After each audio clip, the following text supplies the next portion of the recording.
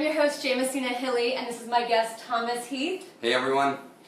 This is the kickoff for a new Facebook Live series entitled The Art Of, which features individuals who embody passion and business and life in their experiences, their expertise, or their ideas. And tonight, my guest Thomas and I are going to be discussing the art of the pitch. So, why don't we give everyone about 30 seconds Sure. to find us in their feeds. I can see everyone jumping on now. Hello Great. and welcome.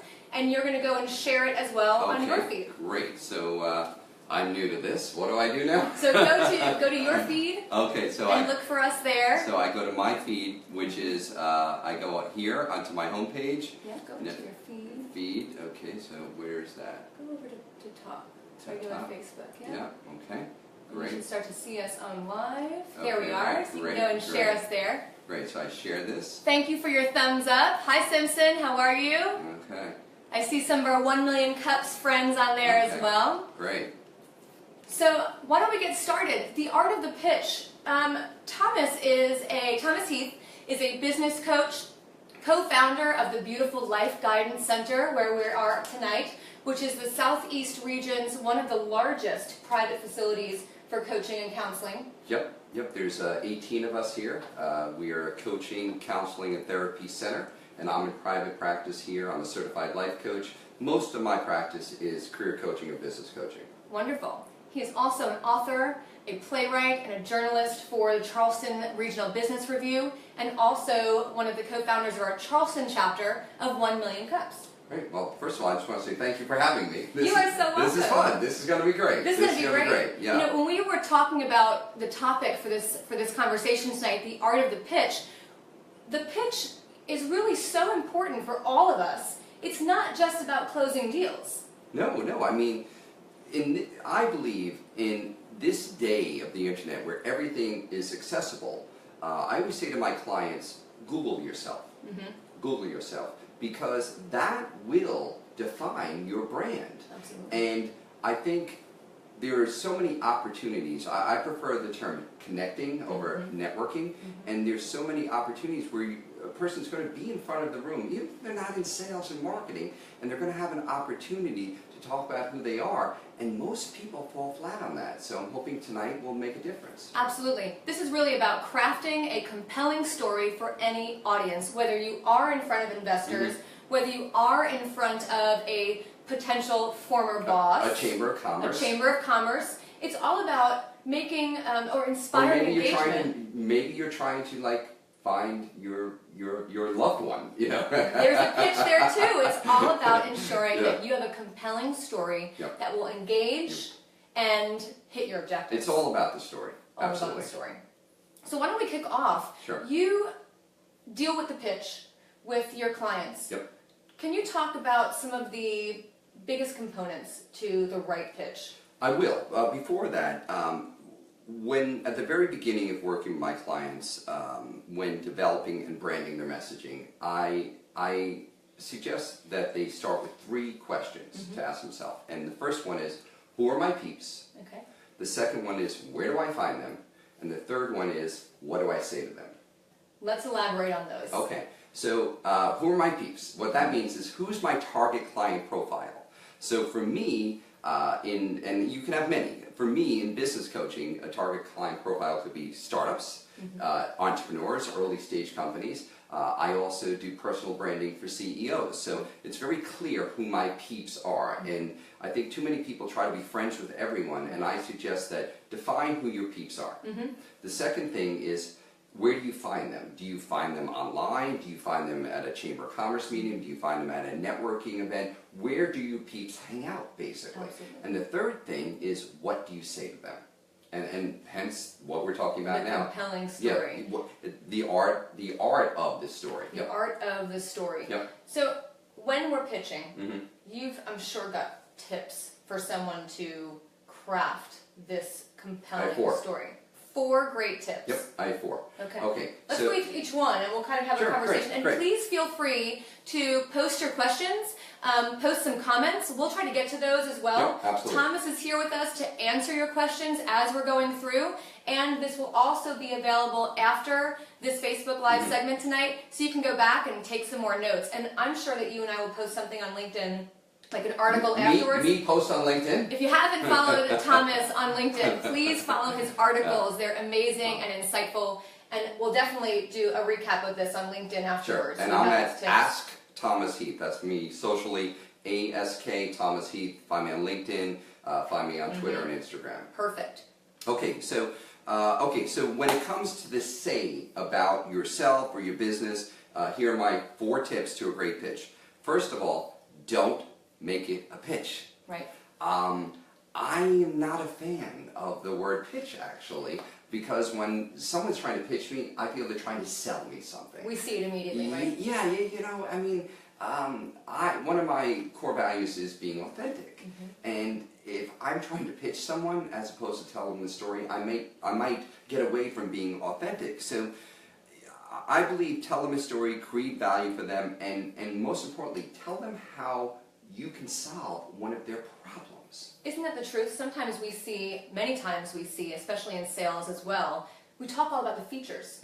Where is the benefit for that end user? Absolutely, absolutely. So tip number 1 is don't make it a pitch. I prefer the term elevator speech, elevator story, and I just think because I'm one of those people that believes I am what I eat. I also believe I am what I say. So if I say, oh, I'm going to rehearse my elevator pitch, well, I might be pitchy towards someone. Absolutely. So make it a story, make it compelling, and remember to create value to the people listening, your peeps, hopefully.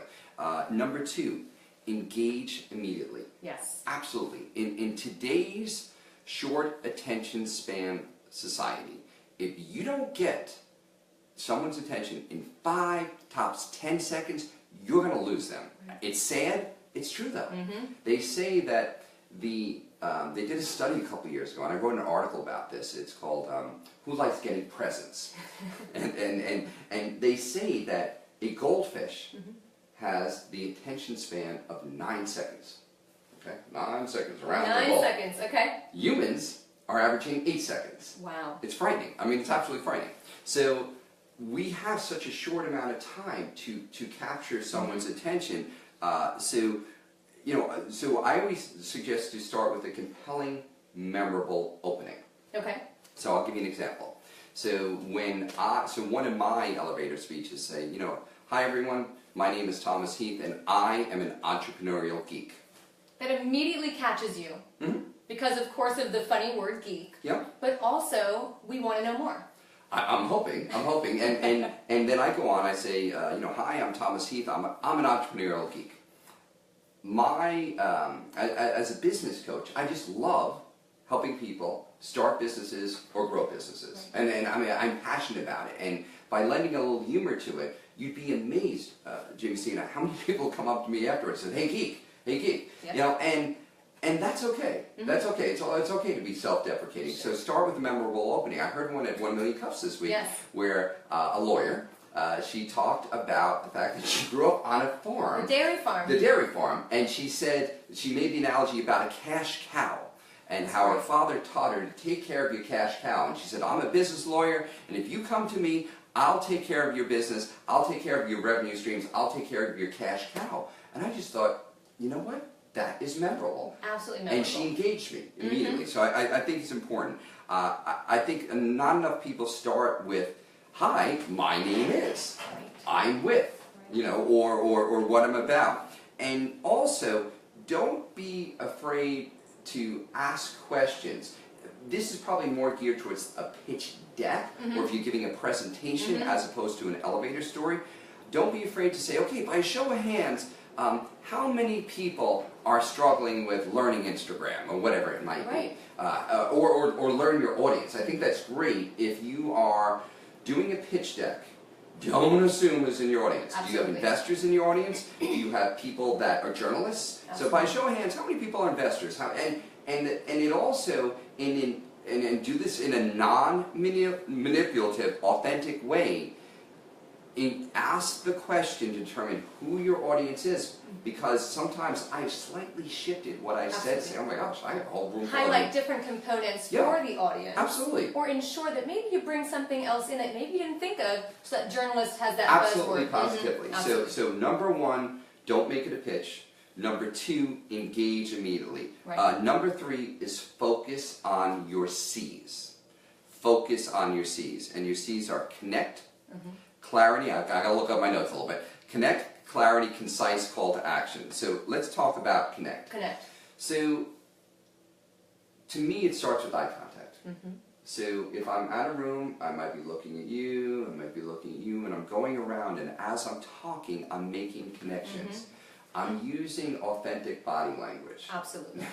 I want to emphasize, underline authentic. I'm not talking about the people that talk like this, or the politicians that go, yeah, this. I mean, that is, are we directing airplanes here? Right. You know, I hate that. Right. I hate that. You know, be comfortable in who you are, showcasing. Absolutely. And don't be afraid to smile, to frown, to be expressive, as long as it's naturally organic for you. The key thing is when I'm presenting, like today, it's not about me. This is not about James, it's not about Thomas. This is hopefully about us making a difference with others to improve how they do their pitch. And when I remember to leave my ego on the side, it's not about me, well, that allows me to make the connection. Absolutely. So the second thing is clarity. Just because you easily understand your message and what you do, don't assume that your audience does. That leads right into such a good point about how we use language, clarity, be clear, and use the right words. I remember in second grade, my teacher said, put nice on ice, which meant get rid of those superlatives that don't have a place in our conversations. When we say, that's awesome, or so, you know, or basically. Oh, that drives me up the wall. Yes. Basically. Or I think that's interesting. Or you know what I mean. Exactly. And in my coaching practice, I quite often say to my clients, excuse me, I don't know what you mean. They're like, oh, that's right, you don't do that. You don't know what I mean. And so those who you're connecting with don't know what you mean. Share with them what you mean. Share with them using words of value that will allow them to not get stuck on the words such as awesome and nice and be clear. And be, when it comes to clarity, make sure that your content is clear, it's comprehensible. There's some that will say, can what you're talking about be understood by a sixth grader? Now, that doesn't apply everywhere here. With that said, is ultimately what you want someone to do is listen to what you're hearing, have value created, and have it be memorable. If it's too convoluted, it's not going to be memorable. And don't forget the WIFM principle. WIFM. WIFM. WIFM. Okay. WIIFM. What's in it for me? And what this means is, what's in it for the person that's listening to you? Don't make it about, oh, I have this great app and I have this great product or service. I don't give a hoot about that. How's it going to help me? How's it going to help me? WIFM. That will be a highlight. In okay, the what's in it for me? Okay. Concise. The number one mistake I hear in elevator speeches or in pitch decks is they're too long. Right. They're just too long. You know, and it's... We get pitched all the time. After the first few slides, you want to get to the point and understand your objective there. Well, the whole thing is, it's all right to want them leaving more. Ah. That's all right. So explain that. Want them leaving more. Okay, you're here to pitch, right? So you are, and it's... you are here to deliver the message and create value. I quite often will say to, let's say, a career coaching client, what's the purpose of a resume? And 9 out of 10 they'll say, to get a job. I'm like, no, it's not. It's to get an interview. Absolutely, get in the door. You know, because and the same thing applies when I give my elevator story. I'm not going to have someone say, oh, sign me up. Sign me up. Help me with my branding and messaging. Right. All you want them to do is say, I want to learn more. Ah, that's a very good point. I want to learn more. Now, obviously, there is no obvious.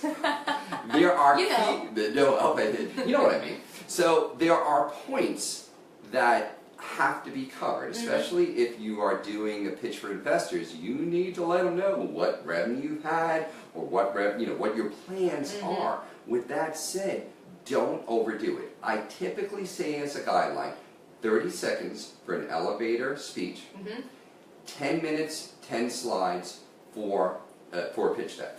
That's Tops. perfect. And Tops. that's what we practice at 1 Million Cups. When our guests... You want to explain what 1 Million Cups is? I can explain it, but you should as our co-founder. If you don't know about 1 Million Cups, it is one of the coolest things happening in this country. In 110 cities all across America, every Wednesday at 9 a.m., a different entrepreneur is presenting their business to a community of hopefully supporters. I like to think of it as Shark Tank without the sharks. It's incredible, and some of us call it the room full of dreamers, absolutely. or business church. So it's we've heard that one a few times. Business church. But it is a place for collaboration. Absolutely. For a lot of pitching, but really compelling stories. Authenticity. It's so engaging. Well, what I love about the Charleston community is nurturing. We are nurturing. Someone comes in, we're not ripping apart and saying, oh, you didn't do this right or that right. We are saying, oh, you might want to connect with my friend Jamesina. She's awesome at branding. Or, I have a banker you want to talk to. Or, I don't really get that. Have you thought of this and that? And I just love that aspect of it. So we keep those to 10 minutes, the presentations, and then we all ask questions. So that's a great point. Keep it to 10 minutes.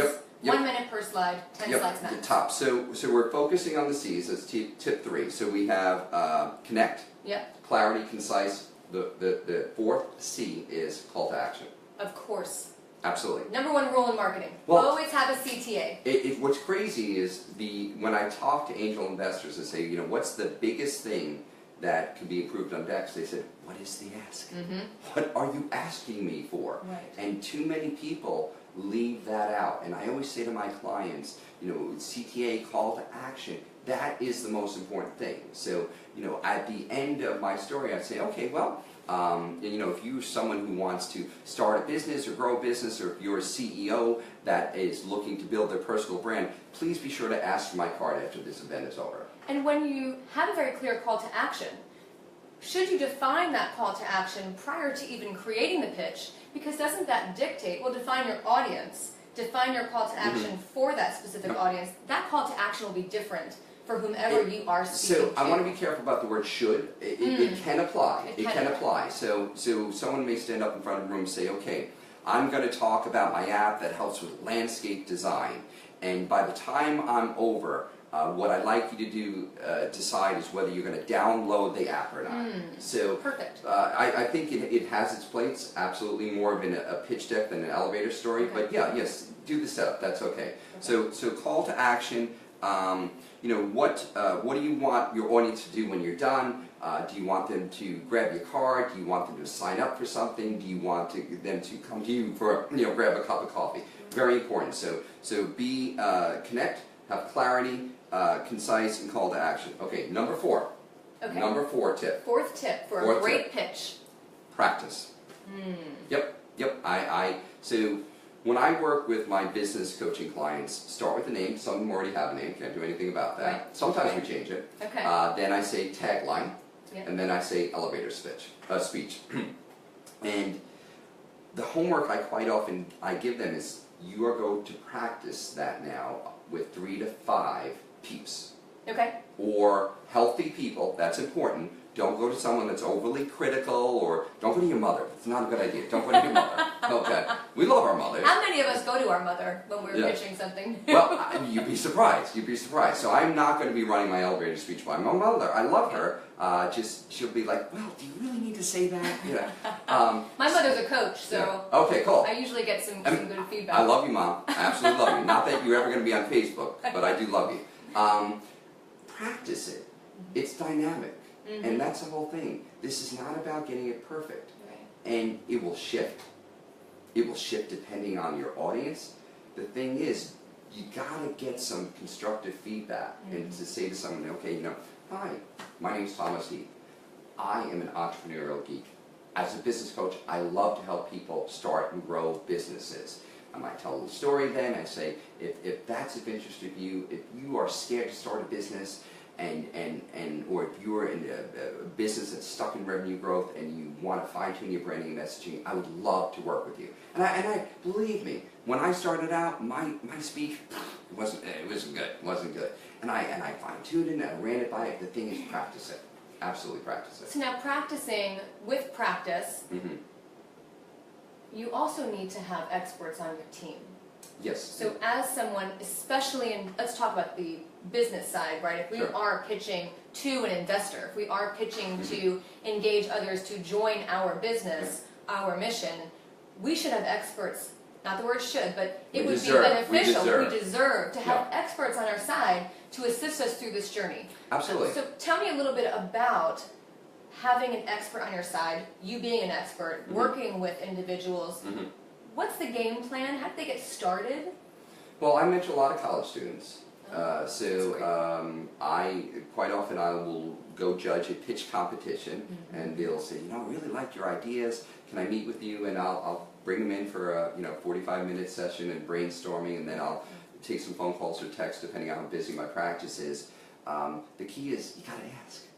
And I think too many people say, I can't bother that person. You don't know if you don't ask. And I've learned, I do what I do to be in service, absolutely. And do I have family to feed? Yeah, I do. It's just when I was in corporate America, it was like, what's in it for Thomas? How much money I can make? And I was not fulfilled. When I shifted to how can I be in service through my coaching practice, I'm very fulfilled. My life has blossomed. And one of the things is I believe in giving back. People helped me. And the key is not to be afraid to ask for help. So even, let's say you are wanting to raise money for your company, and find an angel investor. Find them on LinkedIn. Just say, hi, I know you don't need me. You don't need me, excuse me. I know you don't know me. I could use a little help. I'd be respectful. Can I have 10 minutes to ask you a few questions? And you know what? Sometimes they're going to say no. What I've learned is you don't know if you don't ask, and quite often they'll say, I'm going to help you. That's a great point. Yep. Now, we talked about 1 million cups and having the 10 minutes to pitch or to share your compelling story, your business, your service, your product, your mission in front of a room of people. I know here in the Charleston community, there's so many outlets to be able to share your pitch, share your voice, share your ideas. What are some that people could be looking for that you would suggest so they can be in a room of people, like a Toastmasters, for example, but only for business and sharing compelling stories? Okay, so nationwide you have 1 million cups, 110 communities, startup grind, excellent. Once a month, a different entrepreneur, that's in over 200 cities globally. A different entrepreneur is interviewed fireside chat-wise, and that's really interesting. Chamber of Commerce's. Chamber of Commerce's. Certain business networking, you got to find your niche. Some of them are a little bit more social. It depends. Go on to Meetup. Go on to Eventbrite.